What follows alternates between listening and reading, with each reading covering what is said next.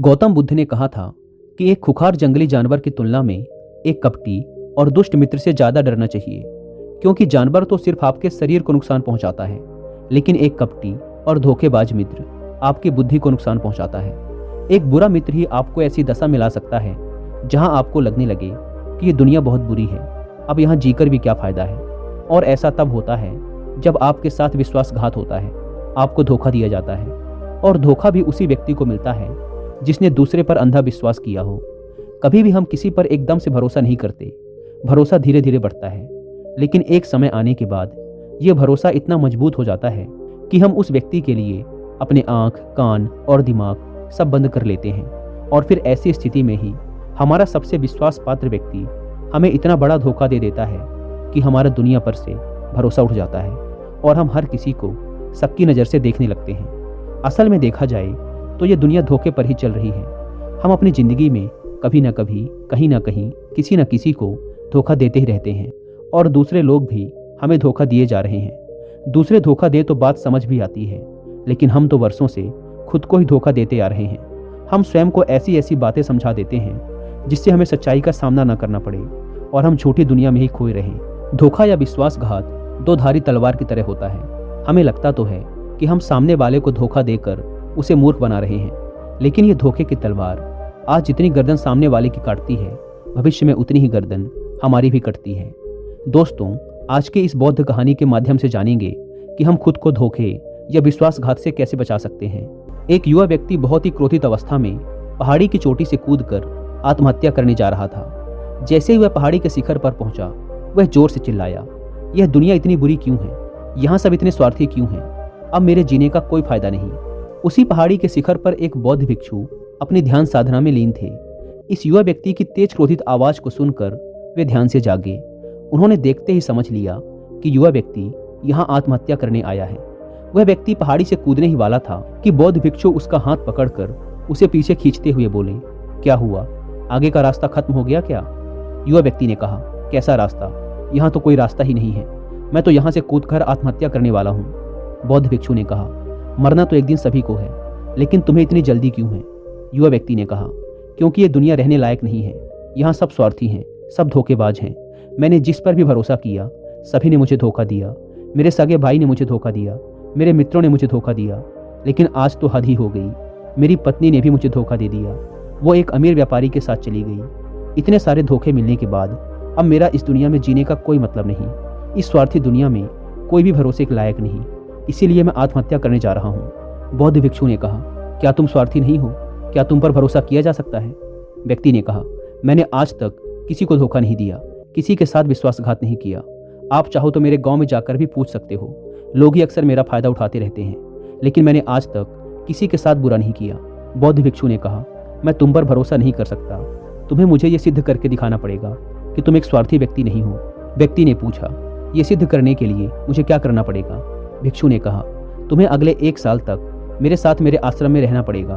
तब जाकर मैं जान पाऊंगा कि तुम एक ईमानदार व्यक्ति हो या फिर तुम भी दूसरों की ही तरह स्वार्थी और धोखेबाज हो। व्यक्ति ने कहा, ठीक है, मैं आपके साथ आपके आश्रम में 1 साल तक रहूंगा और खुद को सिद्ध करके दिखाऊंगा। बौद्ध भिक्षु उस युवा व्यक्ति को अपने साथ अपने आश्रम में ले आए और उसे अपना शिष्य बना लिया। अगले दिन सुबह होते ही बौद्ध भिक्षु ने उस नए शिष्य को अपने पास बुलाया और कहा, मुझे तुम पर भरोसा तो नहीं है, लेकिन फिर भी तुम जाओ और भिक्षा मांग कर लाओ। तब तक मैं तुम्हारे दूसरे गुरु भाइयों को शिक्षा देता हूँ। उस युवा शिष्य ने गुरु को प्रणाम किया और भिक्षा मांगने के लिए चल पड़ा। उसने आज से पहले कभी भिक्षा नहीं मांगी थी, इसीलिए उसे भिक्षा मांगने में बड़ी तकलीफ हो रही थी। उसके मुंह से भिक्षा के लिए शब्द नहीं निकल रहे थे। उसका अहंकार उसे भिक्षा मांगने से रोक रहा था, लेकिन उसके अंदर एक अहंकार और उमड़ रहा था, गुरु को गलत सिद्ध करने का अहंकार। इसलिए उसने भिक्षा मांगी और उस भिक्षा को लेकर वापस गुरु के पास पहुंचा। उसके हाथ में भिक्षा देखकर गुरु ने कहा, तुम कुछ तो भरोसे के लायक हो। मुझे लगा था कि तुम भिक्षा नहीं मांग पाओगे, लेकिन तुमने मुझे गलत सिद्ध कर दिया। आओ मेरे साथ मेरी कुटिया में चलते हैं, वहां मैं तुम्हें कुछ दिखाना चाहता हूँ। गुरु उस शिष्य को अपने साथ अपनी कुटिया में ले गए। वहां कुटिया में ऊपर एक मटकी लटक रही थी। गुरु ने मटकी की ओर इशारा करते हुए कहा, उस मटकी को देख रहे हो? उसमें जहर रखा हुआ है, और जहर भी ऐसा है कि अगर किसी को दे दो तो व्यक्ति बड़े आराम से मर सकता है और किसी को पता भी नहीं चलेगा कि उसकी मौत कैसे हुई। युवा शिष्य ने कहा, लेकिन गुरुदेव, आप ऐसा मुझे क्यों बता रहे हैं? बौद्ध भिक्षु ने कहा, मैं बस तुम्हें सावधान कर रहा हूँ कि कभी इसे गलती से खा मत लेना। कुछ दिनों बाद गुरु अपने शिष्यों के साथ एक जंगल से गुजर रहे थे। तभी कुछ जंगली लुटेरों ने अचानक उन पर हमला कर दिया। सभी शिष्य अपनी अपनी जान बचाकर इधर उधर भागने लगे, लेकिन ज्यादा उम्र होने की वजह से गुरु नहीं भाग पा रहे थे। यह बात उस युवा शिष्य ने अनुभव की और वह बहादुरी का प्रदर्शन करते हुए अपने गुरु को डाकुओं से बचाकर आश्रम तक सुरक्षित ले आया। आश्रम पहुंचकर गुरु ने उस शिष्य की सभी के सामने बहुत प्रशंसा की और कहा, तुम सभी लोगों से अच्छा तो मेरा यह नया शिष्य है, जिसने अपनी जान पर खेलकर मेरी जान बचाई और मुझे सुरक्षित यहाँ तक ले आया। आज से मुझे इस पर पूरा भरोसा है। उस दिन के बाद से हर सुबह जब भी गुरु उस शिष्य से मिलते तो उससे एक बात जरूर कहते, मुझे तुम पर पूरा भरोसा है। धीरे धीरे गुरु का उस शिष्य पर भरोसा बढ़ता चला गया और वह इतना बढ़ गया कि गुरु ने एक दिन शिष्य को अपने पास बुलाया और कहा, मेरा कोई पुत्र नहीं है, लेकिन तुम मेरे पुत्र जैसे ही हो। अब मेरी उम्र हो चुकी है, मैं बूढ़ा हो गया हूँ, इसीलिए मैं चाहता हूँ कि मेरी मृत्यु के बाद इस आश्रम की बागडोर तुम अपने हाथों में ले लो। शिष्य ने कहा, गुरुदेव, अगर आपकी यही इच्छा है तो मैं आपकी खुशी के लिए ये जिम्मेदारी भी उठाऊंगा। इतना कहकर शिष्य वहां से चला गया। कुछ दिनों बाद गुरु बीमार पड़ गए तो उन्होंने आश्रम के सभी शिष्यों को बुलाकर यह घोषणा कर दी कि मेरे बाद इस आश्रम का संचालन ये युवा शिष्य करेगा। धीरे धीरे दिन बीतने लगे और उस युवा शिष्य के मन की बेचैनी बढ़ने लगी। वो जल्द से जल्द आश्रम को अपने कब्जे में लेना चाहता था। वो हर सुबह गुरु के पास जाकर यही देखता कि गुरु के स्वास्थ्य में कोई प्रभाव पड़ा या नहीं, लेकिन गुरु का स्वास्थ्य तो दिन प्रतिदिन अच्छा होता जा रहा था। अब तो उसके सब्र का बाण भी टूटने लगा। उसके रातों की नींद चली गई।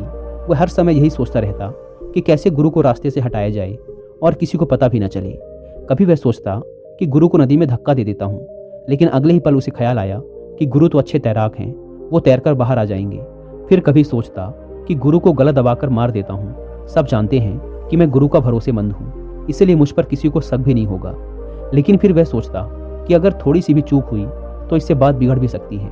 मुझे कोई ऐसा तरीका ढूंढना होगा जिसमें गुरु की मौत भी हो जाए और सभी को यही लगे कि यह एक स्वाभाविक मृत्यु थी और भगवान को यही मंजूर था।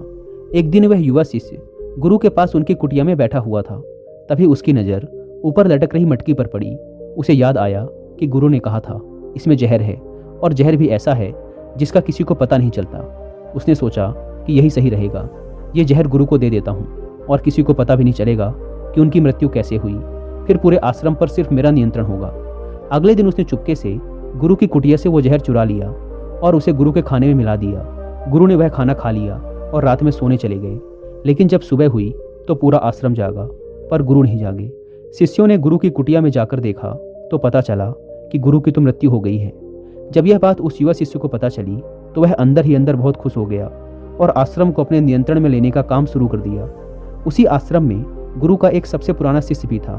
वह चुपचाप यह सारी घटना देख रहा था। वह अपनी कुटिया में गया और वहां से एक औषधि ले आया और वह औषधि गुरु को पिला दी। थोड़ी ही देर में गुरु की चेतना लौट आई और वह एकदम स्वस्थ होकर बैठ गए। यह सब देखकर उस युवा शिष्य के पैरों तले जमीन खिसक गई।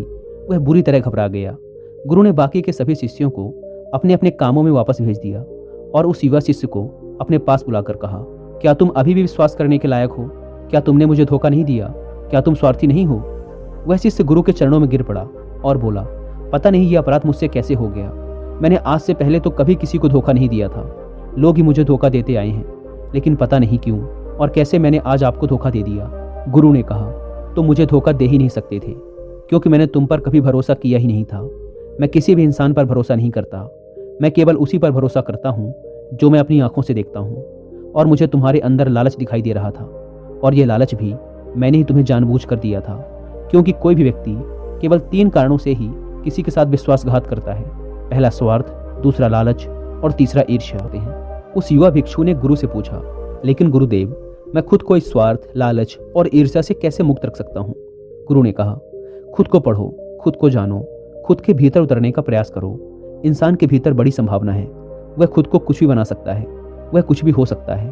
और जब तुम में कोई बदलाव आए तो खुद के भीतर झांक कर ये जानने का प्रयास करो कि तुम क्यों बदल रहे हो, कौन तुम्हें बदल रहा है, ये बदलाव अच्छा है या बुरा। खुद का आत्मनिरीक्षण करने का प्रयास करो। गुरु के ये शब्द सुनकर शिष्य ने फिर उनके पैर पकड़ लिए और कहा, गुरुदेव, मैं आपका ही शिष्य बनकर रहना चाहता हूँ और ये ज्ञान प्राप्त करना चाहता हूँ कि मैं कौन हूँ, क्या हूँ और क्यों मैं बदल जाता हूँ। गुरु ने कहा, हमारे आसपास ऐसे बहुत से लोग हैं और ऐसे बहुत से लोग हुए हैं जो इस बात की मिसाल हैं कि उन्होंने अपने स्वार्थ, लालच और ईर्ष्या के बस में आकर कभी भी किसी को धोखा नहीं दिया, किसी के भी साथ विश्वासघात नहीं किया। धोखा इंसान तभी देता है जब उसे लगता है कि जो वो कर रहा है उसे कोई देख नहीं रहा और भविष्य में भी किसी को उसका पता नहीं चलेगा और जो वो कर रहा है वही सही है। हालांकि पकड़े जाने के बाद खुद को बचाने के लिए वो तर्क और दे देता है कि मैं तो कुछ कर ही नहीं सकता था, मेरे पास यही आखिरी रास्ता बचा था, मैं मजबूर था। लेकिन हर धोखे के पीछे की सच्चाई यही है कि व्यक्ति उसे जानबूझकर अपने फायदे के लिए करता है। गुरु ने शिष्य की आंखों में देखते हुए कहा, याद रहे, हम जब भी किसी को धोखा देते हैं तो हम उसकी आंतरिक चेतना को ठेस पहुंचाते हैं और वह इतनी बुरी तरह आहत हो जाता है कि उसका किसी पर भरोसा नहीं रह जाता और वह अंदर से बहुत दुखी और खुद को बड़ा अकेला महसूस करने लगता है। इसीलिए अगर तुम चाहते हो कि तुम्हें कोई धोखा न दे पाए तो अपनी आंख, कान और दिमाग को खुला रखो। लोगों पर भरोसा तो करो, लेकिन इतना भी भरोसा मत करो कि वो तुम्हारा फायदा उठाने लग जाएं। हमेशा अपने सबसे महत्वपूर्ण कामों का नियंत्रण अपने हाथ में रखो और कभी भी अपने जीवन की बागडोर किसी दूसरे के हाथों में मत दो। और बीच बीच में खुद की भी जांच पड़ताल करते रहो कि जिस धोखे से तुम बचना चाहते हो कहीं वैसा ही धोखा तुम तो किसी दूसरे के साथ नहीं कर रहे हो। और अगर फिर भी तुम्हें कोई धोखा दे तो निराश मत होना, क्योंकि हर एक धोखा इंसान को कुछ न कुछ सिखा कर ही जाता है। धोखा खाने के बाद इंसान पहले से भी कहीं ज़्यादा सतर्क और समझदार हो जाता है। इसीलिए सिर्फ एक धोखे की वजह से खुद की ज़िंदगी को बर्बाद मत करो और इसे एक सीख समझकर आगे बढ़ जाओ।